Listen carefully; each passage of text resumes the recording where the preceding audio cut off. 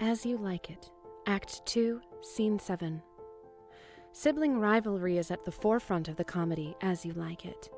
Oliver has inherited the majority of his father's fortune, while Orlando, the youngest, has received very little.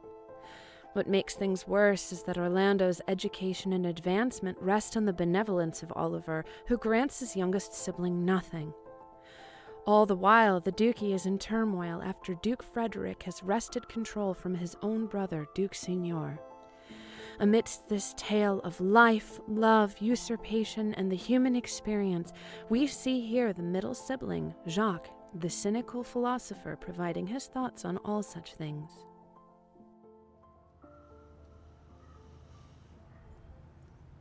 All the world's a stage, and all the men and women are merely players. They have their exits and their entrances, and one man's time plays many parts, as acts being 7 ages. At first the infant, mewling and puking in the nurse's arms, and then the whining schoolboy with the satchel and shining morning face creeping like snail unwillingly to school. And then the lover, sighing like furnace with a woeful ballad made to his mistress's eyebrow. And then a soldier, full of strange oaths and bearded, like the pard, jealous in honour, sudden and quick in quarrel, seeking the bubble reputation even in the cannon's mouth. And then the justice, with fair round belly of good keep and lined, with eyes severe and beard of formal cut, full of wise souls and modern instances, and so he plays his part. The 6th age shifts into the lean, slippered pantaloon, with spectacles on nose and pouch on side, his youthful hose well saved a world too wide for his shrunk shank, and his big, manly voice turning again to childish treble, pipes and whistles at the sound. Last scene of all that ends this strange and eventful history is second childishness and mere oblivion. Sans teeth, sans eyes, sans taste, sans everything.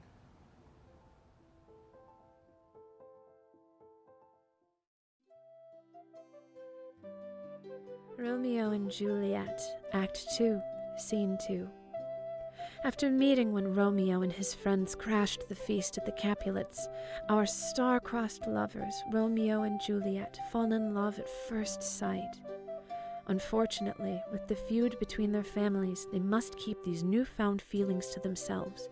Romeo has snuck into the Capulet garden in order to see and woo the fair Juliet.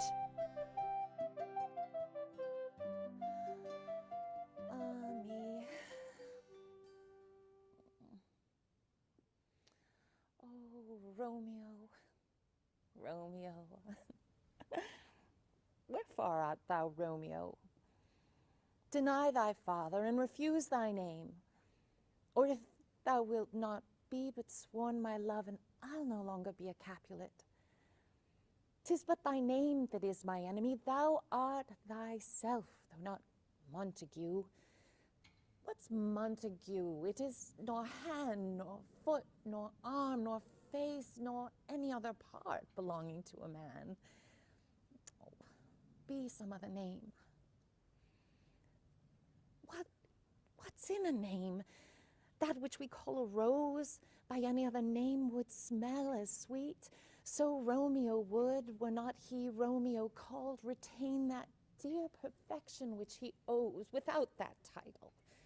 Oh, Romeo, doff thy name, and for thy name, which is no part of thee, take all myself. What man art thou that thus bescreened in night so stumblest on my counsel? I have not yet drunk 100 words of thy tongue's utterance, yet I know the sound. Art thou not Romeo, and a Montague?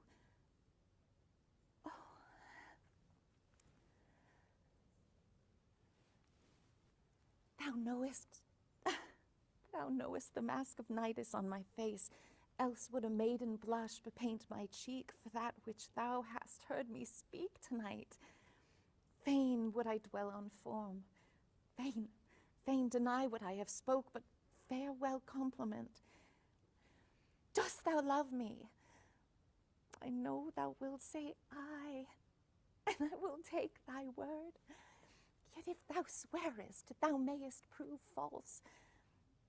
At lovers' perjuries they say Jove laughs.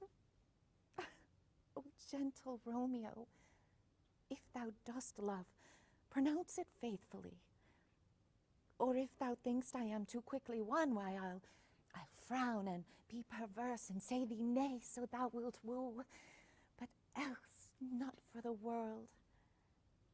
In truth, fair Montague, I am too fond, and therefore thou mayest think my behavior light.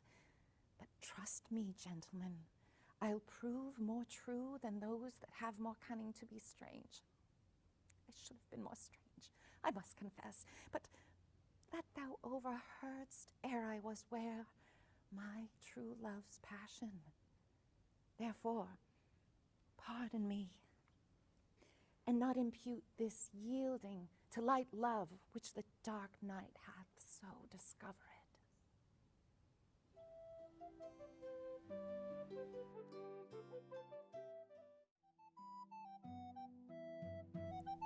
Much Ado About Nothing, Act 1, Scene 1.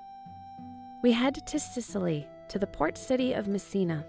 With the battle won, Don Pedro, Prince of Aragon, along with Claudio and Benedict, is set to return that night. Upon hearing the news, Beatrice, niece of Leonardo, Messina's governor, prepares for the merry war she has had with Benedict with a cutting remark of his ineptitude in battle. As we see here in Act 1, their battle of wits commences, yet perhaps by Act 5 these barbs shall reveal an underlying current.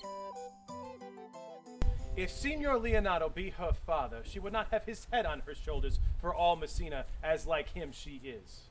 I wonder that you would still be talking, Signor Benedict. Nobody mocks you. What, my dear lady, disdain? Are you yet living? Is it possible Disdain should die when she hath such meet food to feed it as Signor Benedict? Courtesy itself must convert to disdain if you come in her presence. Then is courtesy a turncoat? But it is certain that I am loved of all ladies, only you excepted. And I would find it in my heart that I had not a hard heart, for truly I love none. A dear happiness to women, else they would have been troubled with a pernicious suitor. I thank God and my cold blood that I am of your humor for that. I would rather hear my dog bark at a crow than hear a man swear he loves me. God keep your ladyship still in that mind, so some gentleman or other shall scape a predestinate scratched face. Scratching could not make it worse, and 'twas such a face as yours were. Are you a rare parrot teacher? A bird of my tongue is better than a beast of yours. I would my horse had the speed of your tongue, and such a good continuer. But keep your way, in God's name I have done.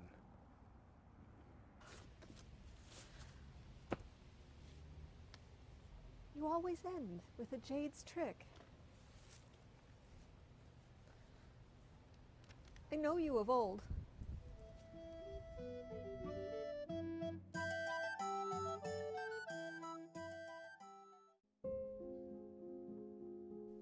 Julius Caesar, Act 2, Scene 1. After meeting with his fellow co-conspirators, Brutus still harbors traces of doubt regarding the legitimacy of his plan. Brutus's wife, Portia, enters. She wonders what has been worrying Brutus, for his behavior has been strange. He says that he has felt unwell. She asks why he refuses to tell her his concerns, insisting that, as his wife, she should be told about his problems and assuring him that she will keep his secrets. Brutus replies that he wishes he were worthy of such an honorable wife.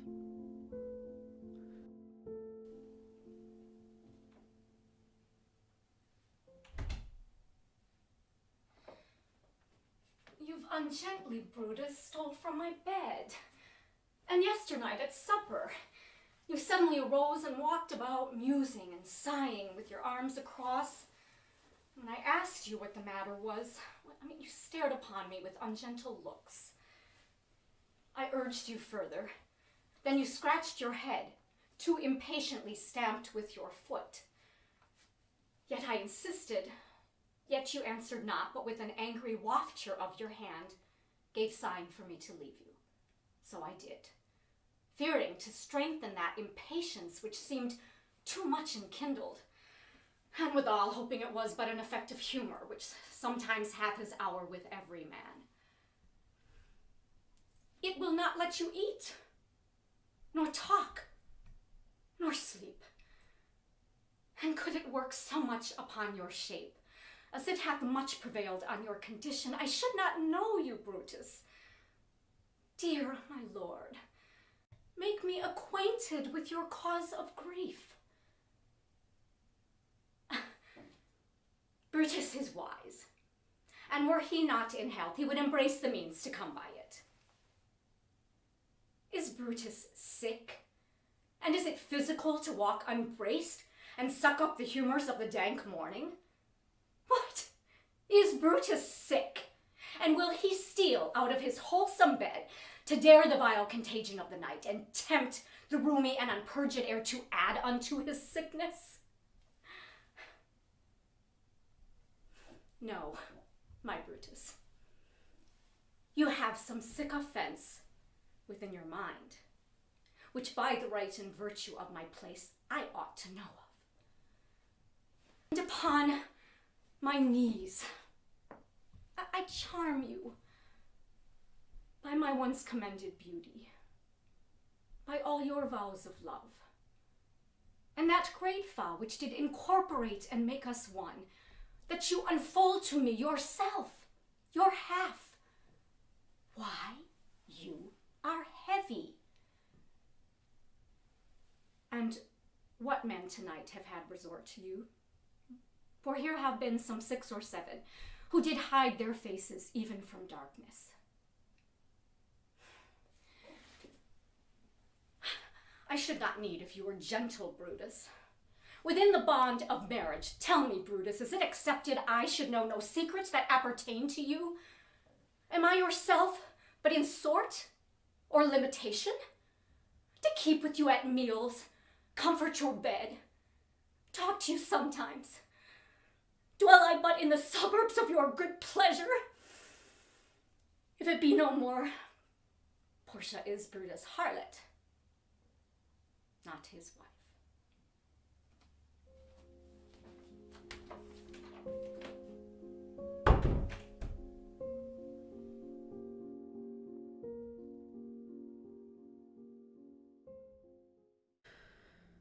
Macbeth, Act 1, Scene 7.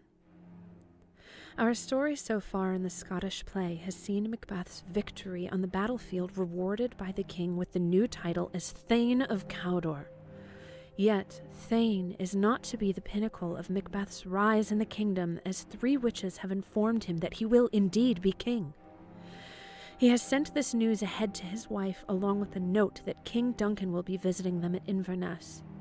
Here we find that Lady Macbeth, although hostess to King Duncan, has determined that he will not see another day. Here she is convincing Macbeth to follow through with the plan she has laid out to kill the king and take the next step towards securing the crown. When you durst do it, then you were a man, and to be more than what you were, you would be so much more the man. Nor time, nor place then adhere, but you would make both. They have made themselves, and their fitness now would unmake you. I have given sup. I know how tender 'tis to love the babe that milks me. I would, while it was smiling in my face, have plucked my nipple from his boneless gums and dashed his brains out, had I so sworn as you have done to this. If we should fail? We fail? But screw your courage to the sticking place and we'll not fail. When Duncan is asleep, where to the rather shall his day's hard journey? Soundly invite him. His 2 chamberlains will I wine and wassail, so convinced that memory, the warder of the brain, shall be a fume, the receipt of reason, a limbic only.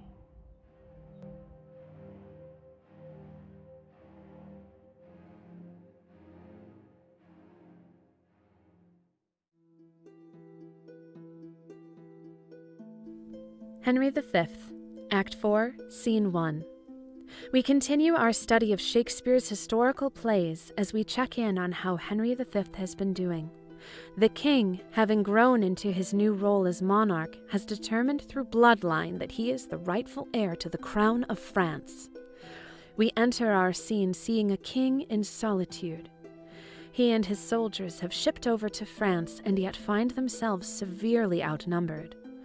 King Henry has gone out to the camp in disguise in order to ascertain how his soldiers feel about him. As a prelude to the St. Crispin's Day speech, this is a moment where the king is able to relate to his subjects. Upon the king, our lives, our souls, our debts, our protected wives, our children, our sins, all lay on the king. We must bear all, oh hard condition. Twin-born with greatness and subject to the breath of every fool who has no sense beyond his own wringing. What infinite ease a king must neglect that private men enjoy, and what have kings that private men have not too, except ceremony, except general ceremony. What art thou, thou idle ceremony? What kind of god art thou that sufferest more grief than do thy worshippers? Canst thou drink from the cool stream instead of poisoned flattery? And be thee sick, O great one? Thinkest ceremony will cure thee? Canst the fiery fever be burned out by simple flattery? Can it be pulled back by kneeling and bending? Canst thou command, when thou commandest the beggar's knee, command the beggar's health? No, thou proud dream. Thou temptest a king. I am a king, and I know thee. It is, and I tell you, it is not the balm, or the scepter, or the ball, or the sword, or the mace, or the crown imperial, or the intertissued robes of gold and purple. 'Tis not the fanciful title for the king. 'Tis not the throne he sits on, nor the pomp that rolls upon the shores of this world. No, none of it. Thrice gorgeous ceremony, not even laying in bed majestical, can this king sleep like a wretched slave who toils in day and with body filled and empty mind and gets the rest stuffed with stressful bread. He knows not of the horror of the night, the child of hell. He rises and gives service to Phoebus and has nights of sleep. So it goes for years of useful toil to the grave. And this wretch, save for ceremony, has the forehand advantage of a king.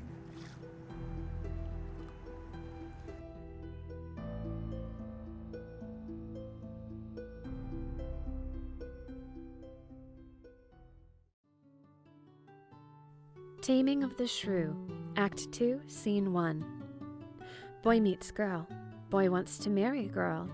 Second boy meets girl, wants to marry girl. Third boy meets girl and wants to marry girl.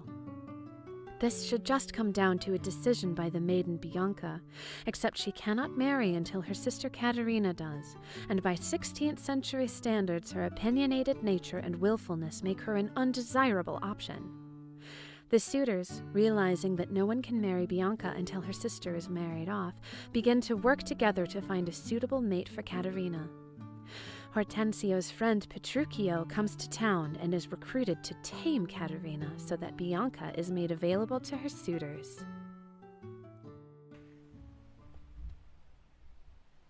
Good morrow, Kate, for that's your name, I hear. Well, have you heard but something hard of hearing? They call me Catherine, that do talk of me. You lie, for in faith you're called plain Kate, and bonny Kate, and sometimes Kate the Cursed. But Kate, the prettiest Kate in Christendom, Kate of Kate Hall, my super dainty Kate, for dainties are all Kates, and therefore, Kate, take this of me, Kate of my consolation, hearing thy mildness praised in every town, am moved to woo thee for my wife. Moved! In good time. Let him that moved you hither remove you hence. I knew at the first you were movable.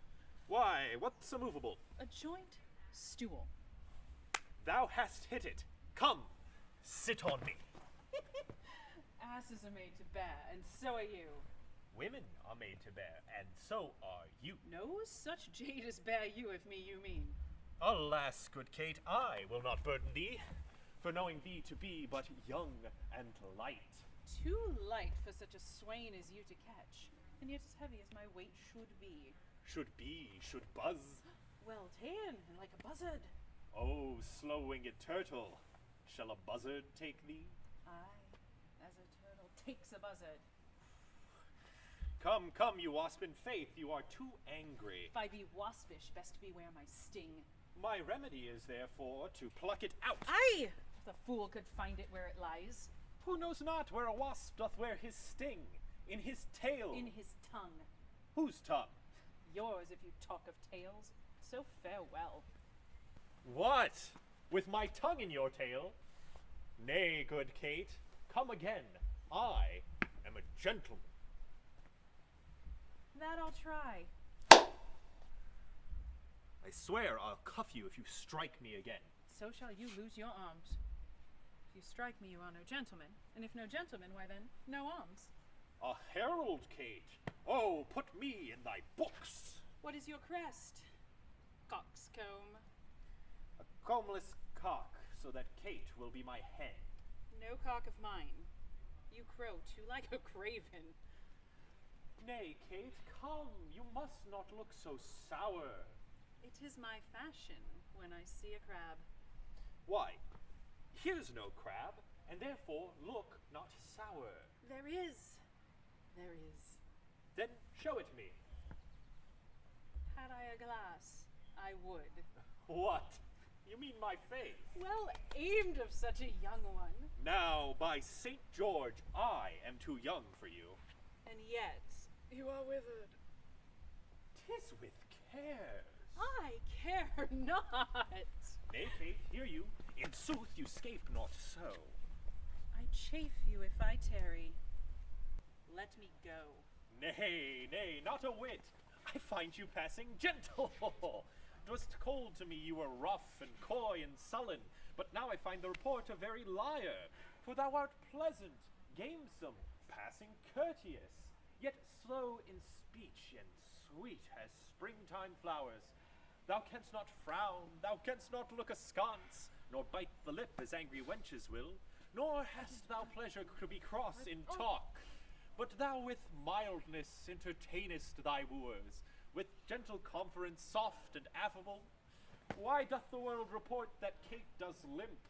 Oh, let me see thee walk, thou dost not halt. Go, fool, and whom thou keep'st command.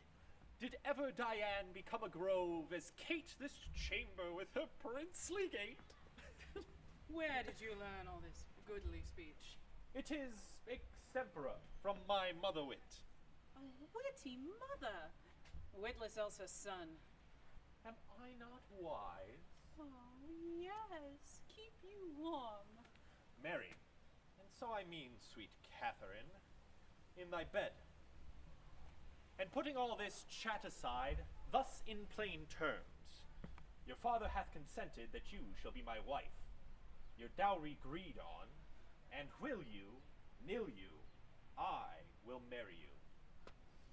Now, Kate, I am a husband for your turn.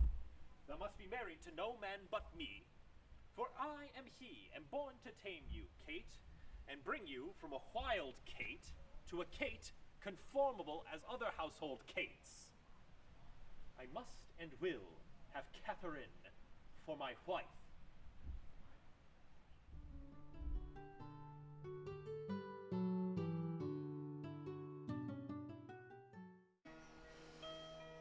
Othello, Act 2, Scene 1.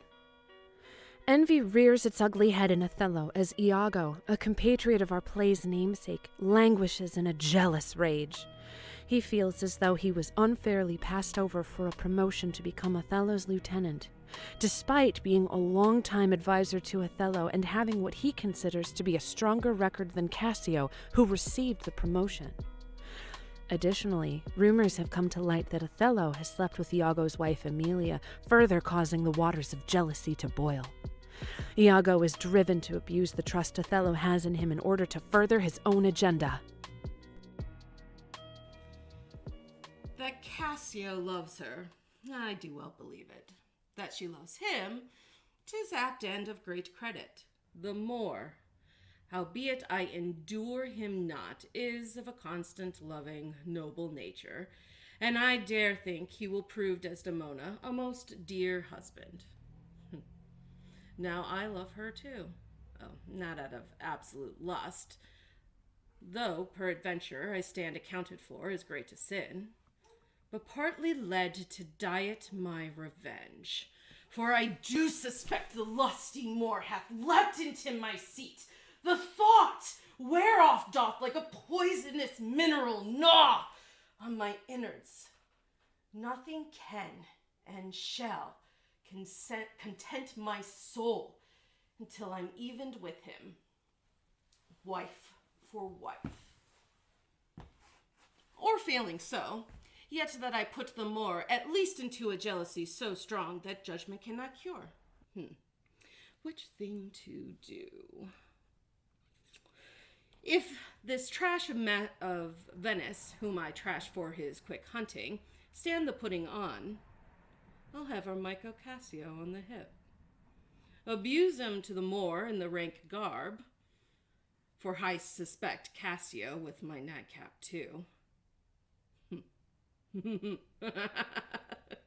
Make the Moor thank me, love me, and reward me for making him egregiously an ass, and practicing upon his peace and quiet, even till madness. 'Tis here, but yet confused. Knavery's plain face is never seen till used.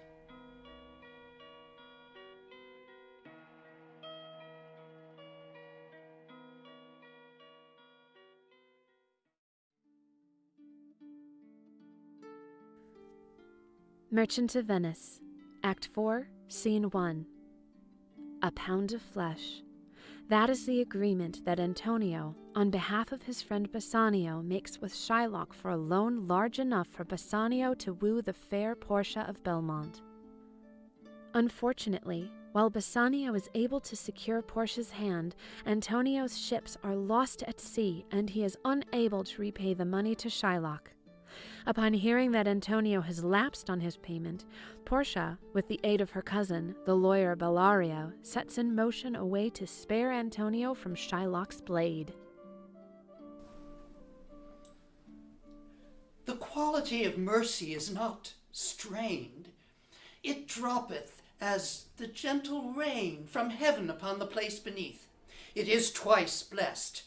It blesseth him that gives and him that takes. 'Tis mightiest in the mightiest.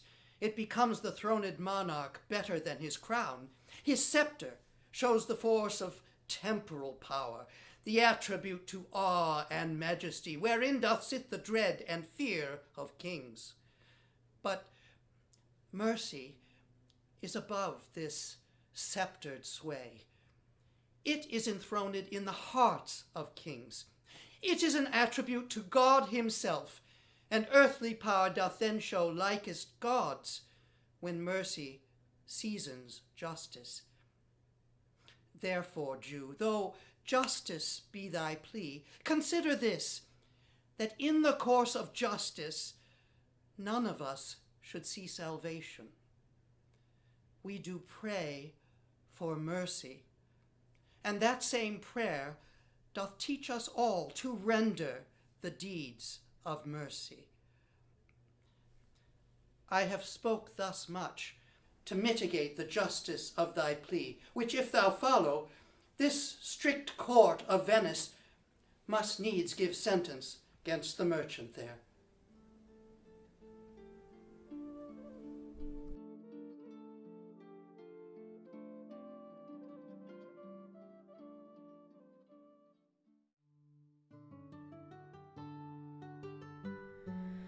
Romeo and Juliet, Act 1, Scene 3. In fair Verona, where we lay our scene, the Capulets and Montagues have been at each other's throats for years. Their battles and brawls have been so disruptive that the prince has declared their violence to be such a nuisance to the city that death will come to anyone on either side who disturbs the peace. At the house of the Capulets, a grand party is about to begin.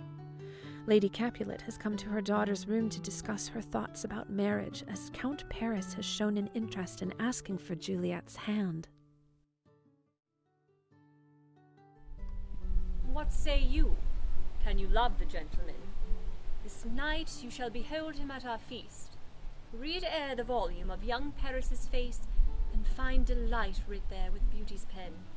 Examine every married lineament, and see how one another lends content. And what obscured in this fair volume lies, find written in the margin of his eyes. This precious book of love, this unbound lover, to beautify him only lacks a cover. The fish lives in the sea, and 'tis much pride, the fair without, the fair within to hide. That book in many's eyes doth share the glory of the golden clasps that lock in the golden story.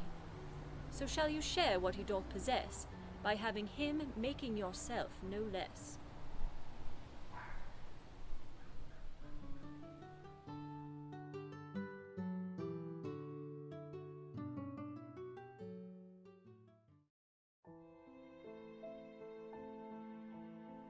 Hamlet, Act 3, Scene 1. As we head to Denmark, we find that things have not been going well for Hamlet. His father is dead, and his mother Gertrude has married Claudius, Hamlet's uncle and the newly crowned king. If this was not complicated enough, the ghost of his father has appeared to Hamlet and told him that Claudius actually killed him. Swearing to avenge his father's murder, Hamlet has feigned madness in a plot to expose Claudius's actions. Our scene reflects both Hamlet's existential melancholy as well as his acting out of this false insanity.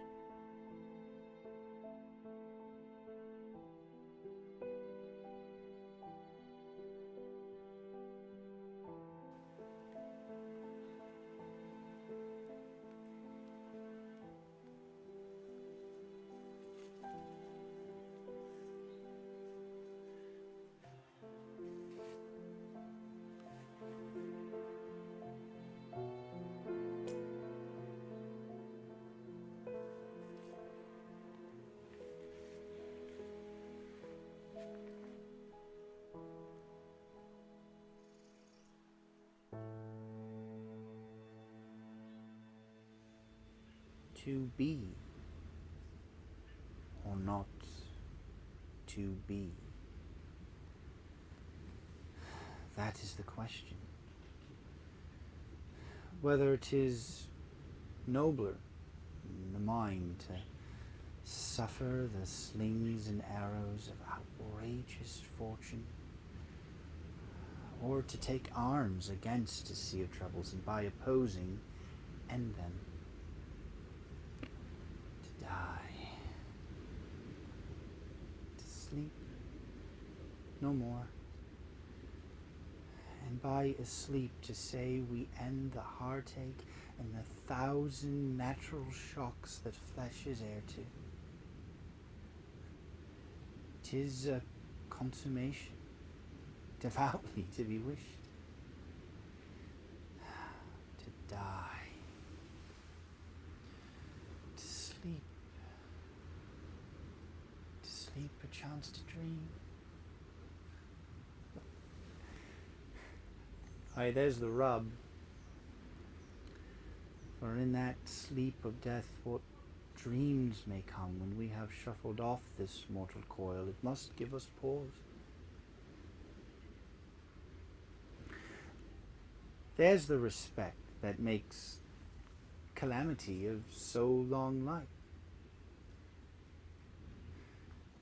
For who would bear the whips and scorns of time, the oppressor's wrong, the proud man's contumely, the pains of despised love, the law's delay, the insolence of office, and the spurns that the patient merit of the unworthy takes? Why, he himself may his quietus make with a bare bodkin.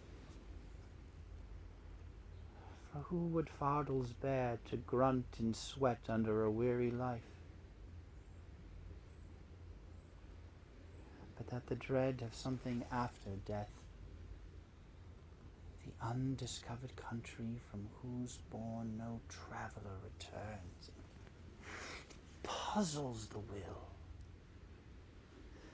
and makes us rather bear those ills we have than to fly to others that we know not of.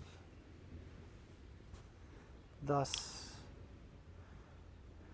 conscience does make cowards of us all, and thus the native hue of resolution is sickly awed with the pale cast of thought, and enterprises of great pith and moment with this regard their currents turn awry,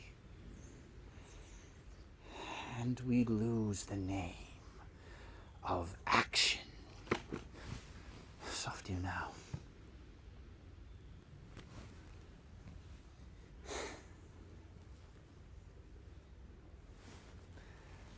The fair Ophelia.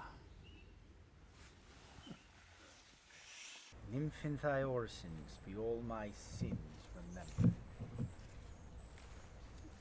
Good, my lord. How does your honor for this many a day? Oh, I humbly thank you. Well. well. My lord, I have remembrances of yours that I have longed long to redeliver. I pray you, now take them. No, not I. I never gave you aught. My honored lord, you know right well you did. And with them, words of so sweet breath composed to make the things more rich. Their perfume lost. Take these again.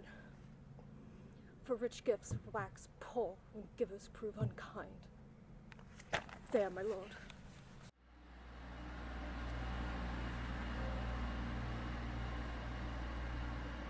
Are you honest? My lord? Are you fair? What means your lordship?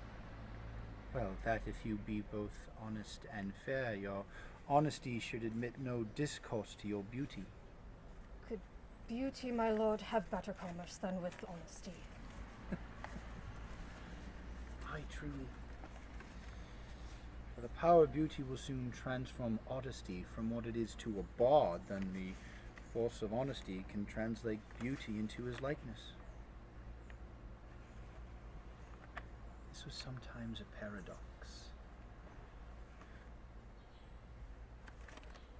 But now the time gives it proof. I did love you. Once. Indeed, my lord. You made me believe so. Well, you should not have believed me. I love you not. Then I was the more deceived.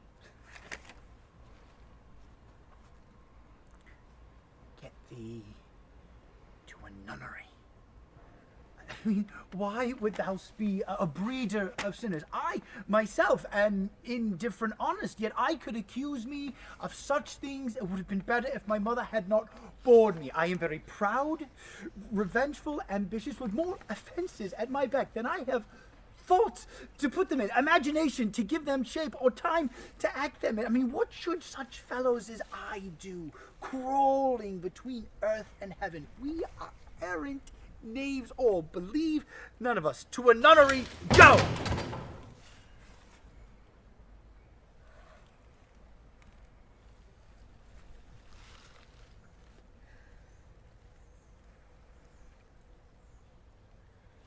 Where's your father? At home, my lord.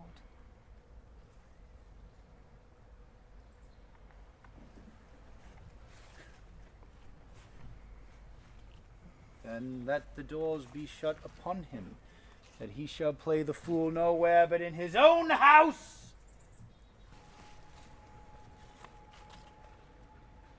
Farewell. Oh, help him, you sweet heaven! Look, if thou willst, Mary, I'll give thee this plague for thy dowry. May thou be as chaste as ice, as pure as snow. Thou shalt not escape calumny. So to a nunnery, go. Quickly, too. But if thou willst marry a fool. For wise men know what monsters you make of them. So to a nunnery, go, and quickly, too! Oh, heavenly powers, restore him! You know, I have heard your paintings too well enough. God hath given you one face, and yet you make yourselves another. You jig, you amble, and you lisp, and you nickname God's creatures, and you make your wantingness your ignorance. Go to. I'll have no more of it. It hath made me mad. And I say there shall be no more marriages. And for those who are already married, only one shall live. And the rest shall keep as they are.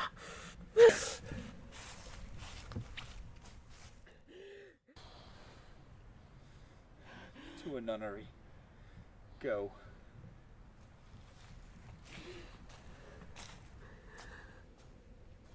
What a noble mind is here overthrown.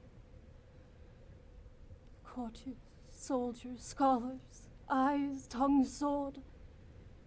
The expectancy and rose of the fair state.